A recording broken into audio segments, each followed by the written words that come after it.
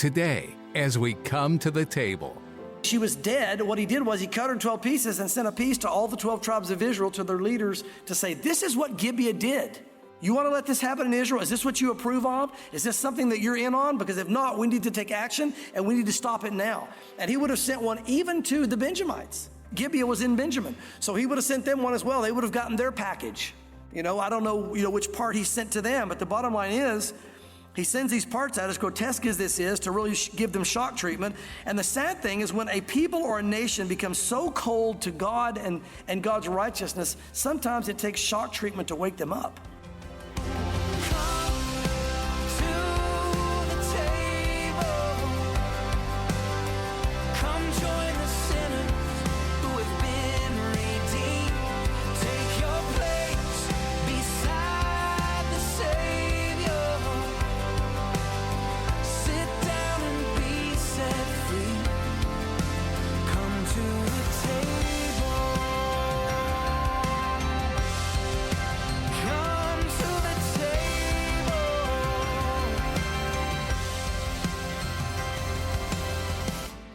Have you ever tried to wake up a deep sleeper?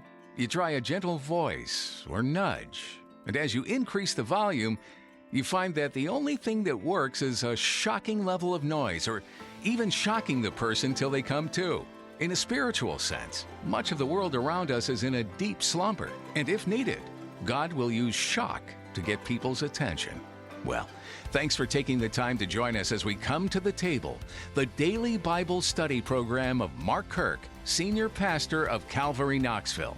As Pastor Mark will challenge us in today's message, we need to be diligently spreading the gospel as Christ's return approaches. Start with the soft, gentle nudges. But if it means the difference between heaven or hell for the lost, we can't be afraid to get loud. Now, let's join Pastor Mark in the book of Judges, chapter 19, with today's edition of Come to the Table. Chapter 19, it came to pass in those days when there was no king in Israel. Remember the judges, there were no kings at this time. God would raise up judges, that is prophets and just leaders at the time, before the kings came along, that there was a certain Levite, priest, if you will, staying in the remote mountains of Ephraim. Again, probably somewhere up near the Shiloh area, because that's where the tabernacle was for the first over 300 years when they came into the land. And this dating period now is not necessarily chronological. This is right after Joshua has died, to give you kind of a chronological of where we are. He took for himself a concubine from Bethlehem in Judah. And again, what's this guy doing taking a concubine? We won't go into all that tonight, but basically kind of a second wife, sometimes a third and fourth wife, depending on how many they took. God never approved that, but we see that the culture did it, so they did it in that day. The wife was pretty much the one that was to be responsible for the family and the representative for the family, if you will. And the concubine was oftentimes, quite honestly, could be a second wife that was loved. We see with Jacob had multiple wives as he was tricked into it, and then again kind of added more on there. And others, we see that, David took other wives and he seemed to love them. So it wasn't just necessarily for sexual means, but oftentimes in this day, the concubine was simply for sexual pleasure. That's how the world did it. And so they'd have a wife, and the wife took care of the duties, and then they would have basically their legal mistress on the side, but not something God approved of. And it would appear this might be the case with him, because she was not exactly the most upstanding woman we're going to see here. The story doesn't go well for her at all, and doesn't speak well for him, but that's the setting. And that's the thing I like about the Bible. God doesn't hide anything. He doesn't pretend that, that only giving the nice things. He tells the whole story. And so that's part of what we deal with and part of what is being dealt with here. So there's the scene. But his concubine played the harlot against him. Again, no surprise there, if in many ways, because of how concubines were basically used in that day. And he went away from him, she went away rather, to her father's house at Bethlehem in Judah, and was there 4 whole months. So basically she runs back to dad. She's up there in the Ephraim region, again, like we said, probably somewhere near around Shiloh, where the tabernacle was. And now she takes off back to dad, plays the harlot and takes off, not facing what was going on, the consequences, whatever the situation might be. And he waits for 4 months and decides he's going to go after her. I don't know why he waited 4 months, but he waited 4 months. Then her husband arose and went after her to speak kindly to her and to bring her back, having a servant and a couple of donkeys with him. So she brought him into her father's house, and when the father of the young woman saw him, he was glad to meet him. So, hey, this is my daughter. She's not doing exactly very well, and I'm sure the dad knew that. And so, the dads of that day, you would want your daughter married. The daughters, they couldn't work, couldn't have a regular job, so they needed a husband. They needed somebody to take care of them. And so he would have been happy to see that this man loved her because, dad's got her back now, and it's good to have a husband and somebody that can watch over her. And so probably multiple reasons that good to meet him, but no doubt there were some practical reasons in this. And his father-in-law, the young woman's father, detained him, and he stayed with him 3 days, and they ate and drank and lodged there. So again, this culture still today is very, very social. So, to see the family, you don't just travel all the way down that distance and, pop in and pop out and you got to go. No, you spend time together and, even, just meeting somebody, you spend hours together at a meal. So he spends now days together getting to know his father-in-law and trying to, again, win his wife back, his concubine back. And they spend this time together, not unusual for that culture, as I said. It came to pass on the 4th day that they rose early in the morning, and he stood to depart. But the young woman's father said to his son-in-law, refresh your heart with a morsel of bread, and afterwards go your way. Now, this again was something they would often do as well. Whenever it's time to go, they'd say, well, just stay a little bit longer, do a little bit more. Again, even culturally today, they do that. Stay a little bit longer, a little bit more, and this kind of thing. So they're trying to get him to stay longer, and probably dad wants the daughter to stay a little bit more. He's not going to see her who knows when again. We know it'll be never, but he didn't know that. And probably enjoying getting to know his son-in-law and all that goes with that. So stay another day. So they sat down, and the two of them ate and drank together. And then the young man's father said to the man, look, please be content to stay all night and let your heart be merry. So you keep you through most of the day, socializing and all that. Now the sun's going down. It's getting late. You might as well stay and et cetera. Don't go now. It's too late. So stay another day and just spend the night. I don't know if he was just trying to get him to trick him into do that or not, but he did. And so he stays there again, that night. And when the man stood to depart, his father-in-law urged him, so he lodged there again. Then he rose early in the morning on the 5th day to depart from the young woman's father, and said, please refresh your heart. So they delayed until afternoon, and both of them ate. So here it goes again, that whole scene starting over, And when the man stood to depart, he and his concubine and his servant, his father-in-law, the young woman's father, said to him, look, the day is now drawing toward evening. Here we go again. Please spend the night. See, the day is coming to an end. Lodge here, that your heart may be merry. Tomorrow go your way early so that you may get home. However, the man was not willing to spend that night. It's like, this is long enough. It's time now to get rolling here. So he rose and departed and came opposite Jebus, that is Jerusalem. Of course, it was called Jebus then. The Jebusites dwelled in that area before Israel took it over. With him were the 2 saddled donkeys. His concubine was also with him. And they were near Jebus, and the day was far spent. And the servant said to his master, come, please let us turn aside into this city of the Jebusites and lodge in it. But his master said to him, look, we will not turn aside into a city of foreigners who are not of the children of Israel. We'll go on to Gibeah. I don't want to stay here. I don't know these people. How are they going to treat us? Are they going to be nice to us, mean to us? Let's move on to the next town. And this wouldn't be an easy thing to do, especially drawing late in the day, because you're traveling on a donkey. You can't exactly speed to the next town, so you don't want to travel after dark. That's not really safe. But he decided, you know what, let's go for it. We can make this happen. We have time before the sun goes down. I don't want to be here with these foreigners that aren't Jews. Who knows how they're going to treat us and what's going to happen. So let's move on. So he said to his servant, come, let us draw near to one of these places and spend the night in Gibeah or in Ramah. Now, Ramah, again, was even farther than Gibeah, I believe. So we're going to see they get to Gibeah first and decide to stay there. And they passed by and went on their way, and the sun went down on them near Gibeah, which belongs to Benjamin. And they turned aside there to go and lodge at Gibeah. And they went in, he sat down in the open square of the city, for no one would take them into his house to spend the night. Now, again, understanding that culture, what you would do is when you traveled as a Jew to other Jewish towns, if you went to the town, you needed a place to stay, you would go to the town square. You would just go there. We might say today, I don't know, maybe like going to Market Square. It's about the most of a town square we have here in Knoxville, where people would gather. And everybody would see you and say, well, you're not from here. Where are you from? Well, we live up so-and-so. We're in a place. And they would invite you in to stay in their house. Now, you wouldn't stay necessarily in the same room with them. You think, well, that could be dangerous, so to speak. But the way they built the houses back then, you'd oftentimes have additional rooms built on that were separated, or another area. And you would invite people in to stay with you. It was just the polite cultural thing to do. You didn't let your brother stay outside, et cetera. And they really viewed each other literally as brothers. We think about the church today and we talk about being a brother or a sister in the Lord, and we are, but they're literally family. And this really hit me when I was in Israel last year. As you guys know, that 5 weeks over there when I was in Israel, and teaching those classes over there, I got a chance just to kind of live among the people. And that's the longest. I've been on tours before, and you're there for like 2 weeks at a pop or whatever. But I've never just lived in Israel for an extended amount of time. And I had a little bit over a month just to live among the people. And you go to the regular grocery stores and the coffee shop and just hang out with the people. And the thing that really struck me, even still today, and that, by the way, they were very kind to a foreigner. They were very, very nice to me. Everybody was. There was nobody over there that I remember that was rude. You know, what are you doing here? And you're not one of us. They were very kind. You felt very welcome in all their establishments, their places, and all that. It was very kind. But the thing that really struck me was how they treat each other really like family. It's not just, I mean, even if they don't know each other, it's not just like, yes, we're all from the same country, Israel. There's a realization among the Jews that they literally all have the same dad. I mean, think about that for a moment. Every one of them realize our dad's the same. Abraham is all of our dad. Everybody in this restaurant, everybody walking the streets of Tiberias, everybody in Jerusalem, our dad is the same dad. So even though I don't know you, there's almost this kind of like, everybody understands we're really family, for real. And it was a really weird but awesome, exciting feeling as that began to sink into me, because it's almost there's this atmosphere of, it's not like in America where everybody's from different backgrounds and different countries, and it's a wonderful, I understand they call it the American experiment or whatever, and how God has blessed this nation and all that's happened. That's wonderful, nothing against that. But can you imagine if every single American had the same dad? How would we view each other in this room right now if everybody in America had the same dad? That's really an awesome thought to think about. Now, we as believers go beyond that because we do have the same dad. It's our Father in heaven. So we as family, and I'll tell you, the longer I walk with the Lord, the more I appreciate each of you guys.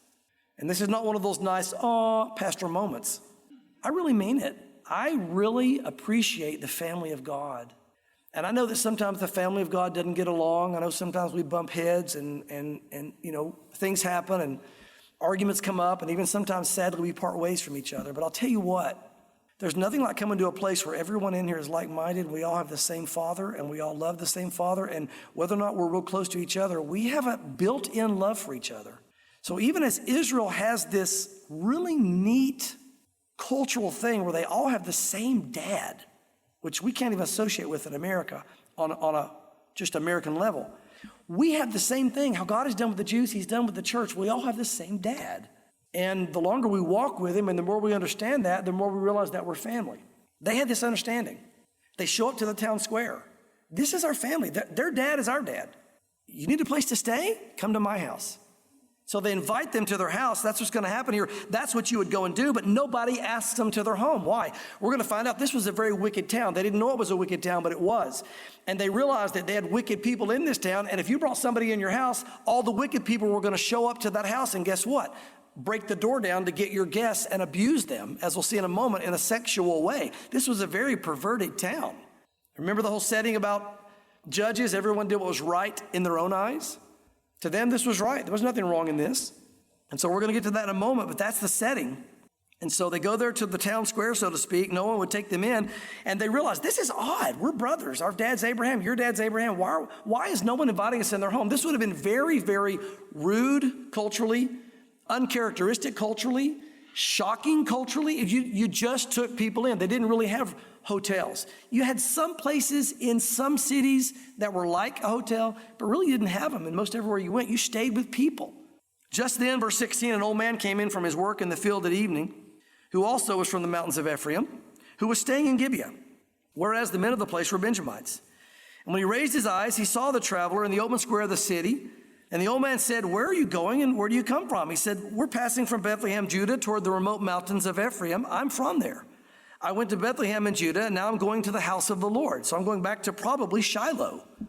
"But there is no one who will take me into his house." You know, it's interesting. We tend to think that if we're a Christian, everyone will like us and be nice to us. You ever made that mistake? I had this mindset when I first came to the Lord of, we're nice people. We are. Yeah, we get mad, we get upset, but generally we're pretty nice. And we love each other. We're nice to people that don't know the Lord. You know, sometimes we're not. We understand that. We're not always nice. But I found out that the world, just because you're nice, they will still hate you. But he's probably thinking, not only are we family, but I'm a pastor, for crying out loud. Now, he was a priest, but get the mindset. So not only is everybody rejecting me, it'd be like, hey, there's a pastor in town. Can anybody house him? Nope. There's no place for him to stay. tough cookies or whatever. You're not staying here. That's not a good saying, tough cookie. What's a tough cookie? I don't know. You're not staying at our place, right? So this is a pretty interesting scenario here, what's happening. This man who's coming to help him realizes, I know what's going on. You don't know. This is the wicked town. You can't stay in the town square. I'll take my chances. You stay in the town square, you're toast. And we're going to find out they try to make him toast even when he comes into this man's house. And by the way, when you came into someone's house, if you were invited in, they were bound to protect you. Even today in that culture, if you go to somebody's house in the Middle East like that, or even those tents in the wilderness, the Bedouins that travel around, they will fight for you. Even if you don't, I've been told this, and I'm not experienced it. I've been told by those who know the land, they'll fight for you. If you're in their house and somebody comes to get you, they'll fight. They'll put their own life at risk if you're their guest in their home, because it's a cultural thing. So when he asks them to come in, what he's saying is, you're coming into my protection as well. If somebody's coming after you, they're coming after me. So now you get the setting here even more so. He says, oh, nobody's come to get us, although we have both straw and fodder for our donkeys and bread and wine for myself, for your female servant, for the young man who's with your servant. There's no lack of anything. We don't need you to give us any food or buy our meals or provide for our animals. We've got everything we need. Nobody else, it's just no one will let us sleep at their house. And the old man said, well, peace be with you. However, let all your needs be my responsibility. Look, I'm glad you've got everything, but no, forget it. I'm buying dinner tonight. You're coming to my place. Only don't spend the night in the open square. So he brought him into his house and gave fodder to the donkeys, and they washed their feet, and not the donkeys' feet, the people's feet. And they ate and they drank. Just wanted to point that out because that did kind of read that way. Anyway, just kidding. You'll never read that the same. I apologize. I shouldn't do that to you. As they were enjoying themselves, suddenly certain men of the city, perverted men, surrounded the house and beat on the door. The Bible speaks of it very kindly here, but in other words, this is speaking of men that were homosexual. We'll get to that in a moment. It says, they spoke to the master of the house, the old man, saying, bring out the man who came to your house that we may know him carnally. It means that we may basically have sex with him. So a bunch of men surround the house. They say, bring out that pastor that's at your house. We want to rape him.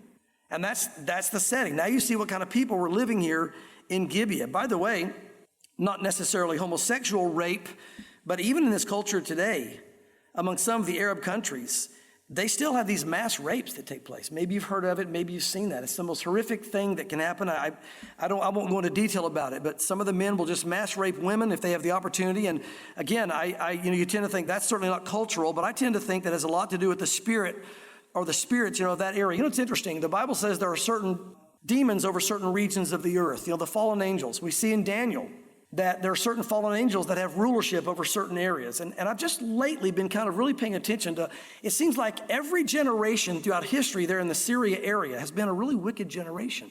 I'm not picking on the Syrian people. There's a lot of good people from Syria. This is not about a personal thing. But when you look back historically, because me being a pastor and having studied the peoples of that area back in the biblical days, even before Jesus and now up to now, it's always been an area where they cut off heads and cut out tongues and cut off ears and torture people. It's always been that. Throughout world history, that region has been known for that. As a matter of fact, Canaan and Syria region is why God brought the children of Israel in and judged them all and ran them out. And I tend to believe that it probably has a lot to do with the demonic presence, the demons that are over that region. Some regions are worse than others. And again, we see from Daniel, you can see that. I believe it's Daniel chapter 10, and in that area where it talks about the prince of Greece and all these different things, and they're spiritual beings it's talking about, because Michael the archangel had to fight through them, or Gabriel rather, had to fight through them to get to Daniel, when Daniel was praying and all that. So we see the spiritual battle going on. And so again here, I don't know, no doubt this is demonic. But when you see some of these same things going on over in that region today, this still happens to some degree over there. So that's why you see that same spirit that's going on. It says, but the man, the master of the house, went out to them and said to them, no, my brethren. Now that's interesting. I beg you, do not act so wickedly. Seeing this man has come into my house, do not commit this outrage. Now, probably saying my brethren just to kind of get on their good side and maybe acknowledging that these are all the same children of Abraham, but these certainly were not brethren in the sense of the Lord. He says, don't commit this outrage. Now, this is something that's going to shock some of you, but look at this, verse 24. Look, here's my virgin daughter, the man's concubine, both of them. Let me bring them out now. Humble them and do them as you please, but do not do such a vile thing to this man. Jesus Christ in a culture changes things for women. Over the years, you hear things about Christianity is oppressive to women and et cetera, et cetera. Go to countries where Jesus Christ is not honored. Look at how the women are treated. Animals. They're treated like animals. And that's what's happening here. She was nothing more than something to be used and abused. Jesus Christ is the one who elevated the woman to the proper place of honor. That is her rightful place. And that is with equality with the man, but in the proper authority structure of God. And when you look throughout history, you'll find out that it's Jesus that has raised women up. It's Jesus that has been the hero of women.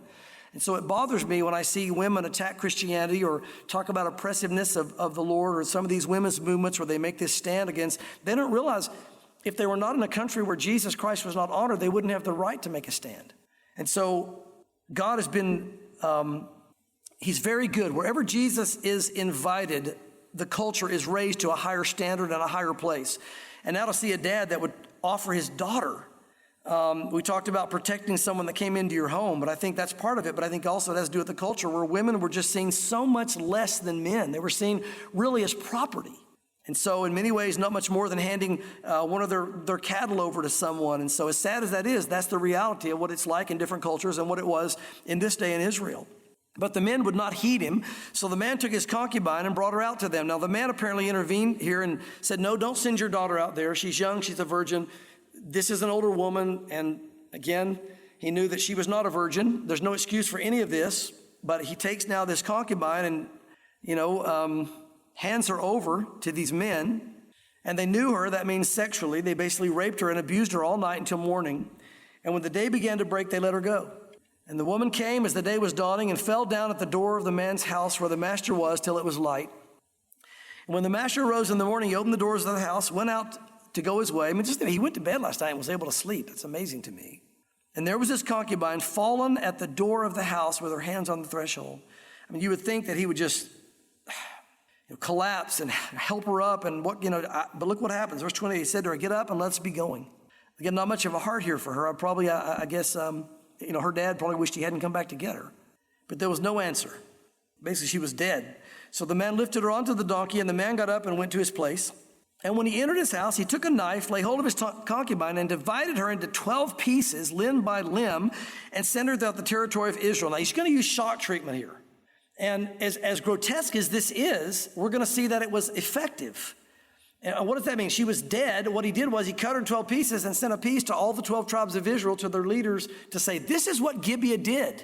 You want to let this happen in Israel? Is this what you approve of? Is this something that you're in on? Because if not, we need to take action and we need to stop it now. And he would have sent one even to the Benjamites. Gibeah was in Benjamin. So he would have sent them one as well. They would have gotten their package. I don't know, which part he sent to them, but the bottom line is, he sends these parts out, as grotesque as this is, to really give them shock treatment. And the sad thing is when a people or a nation becomes so cold to God and God's righteousness, sometimes it takes shock treatment to wake them up. I don't like seeing pictures of aborted babies any more than you do. But I have to admit, I remember seeing one go by on the side of a truck, and it was the most horrific thing. And I kind of turned away thinking, you know what, that's horrific. And yet, if that's what it takes to wake up a nation, it made me think of this story. The concubine that was cut in 12 pieces and sent around the nation. I'm not saying we should go out and put up posters of the terrors of abortion, but there is something to be said about shock treatment when a nation has gone so to sleep in their sin.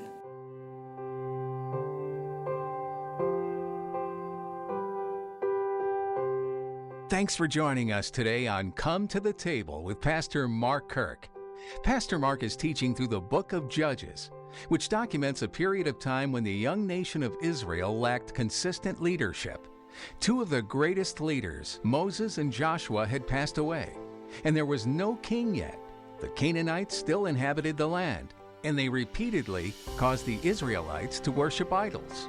God would then allow Israel to fall into the hands of neighboring peoples who would torment and mistreat the Israelites.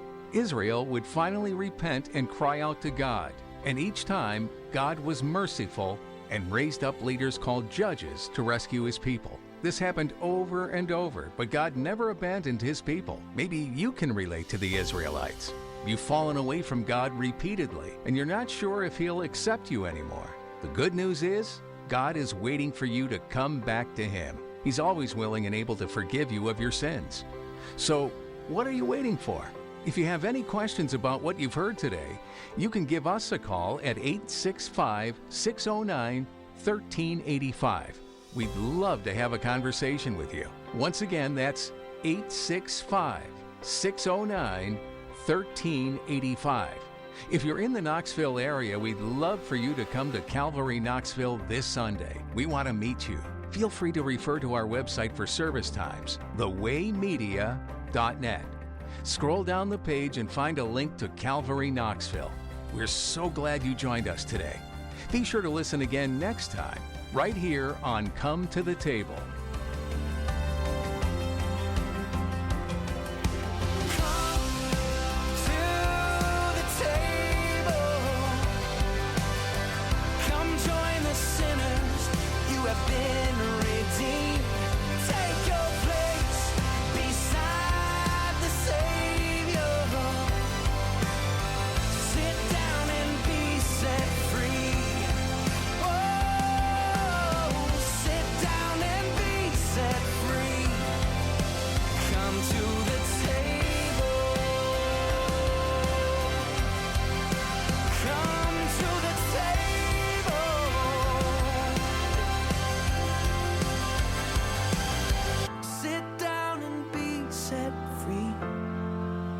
Come to the table.